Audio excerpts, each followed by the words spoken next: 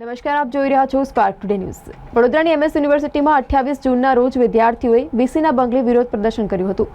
ગેટને નુકસાન પહોંચાડ્યું હતું। આ મામલે એમએસ યુનિવર્સિટી ફરિયાદ નોંધાવી છે, જેને પગલે આજે એનએસયુઆઈના કાર્યકરો સયાજીગંજ પોલીસ સ્ટેશન ખાતે પહોંચ્યા હતા અને વિદ્યાર્થીઓ સામે જે કાર્યવાહી કરવામાં આવી છે તેનો વિરોધ કર્યો હતો।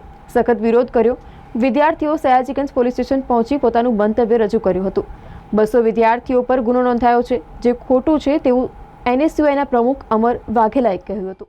ક્યાંક ને ક્યાંક યુનિવર્સિટીના સત્તાધીશ એટલે કે વાઇસ ચાન્સેલર વિજયકુમાર શ્રીવાસ્તવ એ પોતાને હિટલર સમજી રહ્યા છે કે કોઈ પણ એમના મેનેજમેન્ટ સાથે તેમને નીતિ સામે અવાજ ના ઉઠાવવો જોઈએ। વિદ્યાર્થીઓનો પ્રશ્ન હતો, વિદ્યાર્થીઓનો અધિકાર છે, લોકશાહીમાં અધિકાર છે કે જેને બી અવાજ તેમનો ઉઠાવી શકે છે મેનેજમેન્ટ સામે। વિદ્યાર્થીઓ તેમના પ્રશ્ન લઈને વીસી બંગલે ગયા હતા, તેમની રજૂઆત માટે ગયા હતા, પણ રજૂઆતના ભોગે વિદ્યાર્થીઓ પર કેસ કરવામાં આવ્યો છે યુનિવર્સિટીના। આ તદ્દન ચલાવીને લેવામાં આવે। અગાઉ પણ આ વીસી સર એડમિશનની વાત હોય, રિઝલ્ટની વાત હોય, જે નવી સીટ વધારીની વાત હોય તેમાં ઘેરાતા રહ્યા છે, પણ આ જે તાનાશાહ વીસી છે ફરીથી વિદ્યાર્થીઓ પર કેસ દાખલ કરીને તેમનો અવાજ દબાવવાનો પ્રયાસ કરી રહી છે, તે ચલાવી લેવામાં નહીં આવે।